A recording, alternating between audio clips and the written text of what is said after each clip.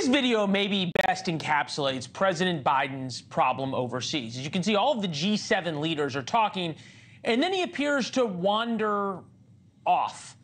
Now, to be fair, there's another parachutist over there you see him giving the thumbs up to, only for the Prime Minister of Italy to bring him back, and there he is for the photo op.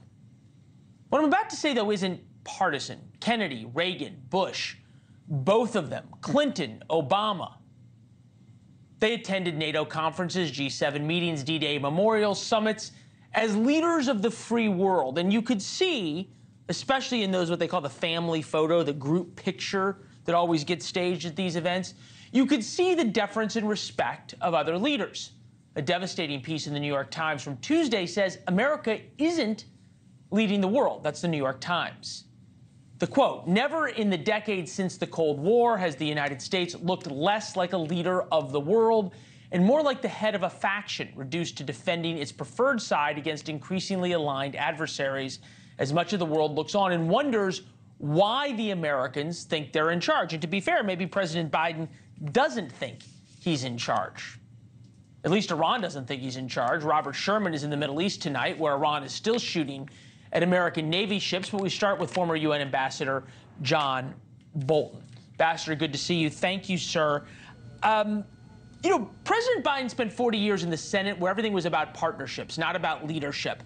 And I'm wondering if that's not sort of the way America is, and President Biden is leading right now. Everything's about partnership, and it's not about being the leader of the free world.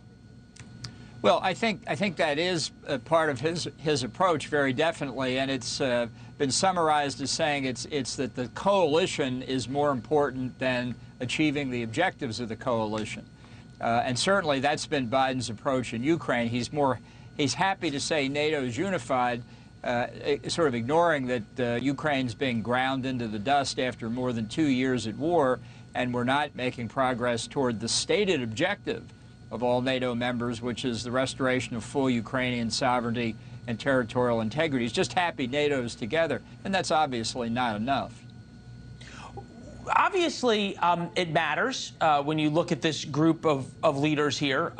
My buddy Mike Allen pointed out that the Italian prime minister who's hosting is the only one who has an approval rating in their own home country above 40%. She's from the right wing of Europe. That point aside at least a little bit, because it may not matter what the Prime Minister of the UK or Macron of France thinks, since they're not perhaps long for this job. But our adversaries are watching the press conference with Zelensky. They're watching the meeting. What do they look and see in President Biden as a leader? Well, I don't think they see a strong and assertive leader, and they see the Russians invading Ukraine and not doing well because of the poor performance of Russia's own armed forces, but not being effectively rebutted by the West, not being sanctioned effectively, not driving back Russian territory except from the early days of the war. They see Iran launching its Ring of Fire strategy against Israel and suffering essentially no damage in its own territory.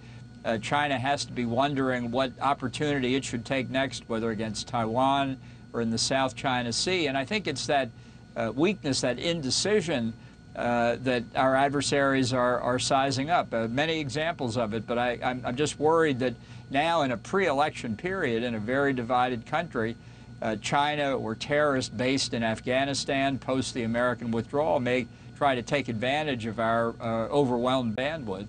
Thanks for watching. Go to joinnn.com to find NewsNation on your television provider. And don't forget to click the red subscribe button below to get more of NewsNation's fact-driven, unbiased coverage.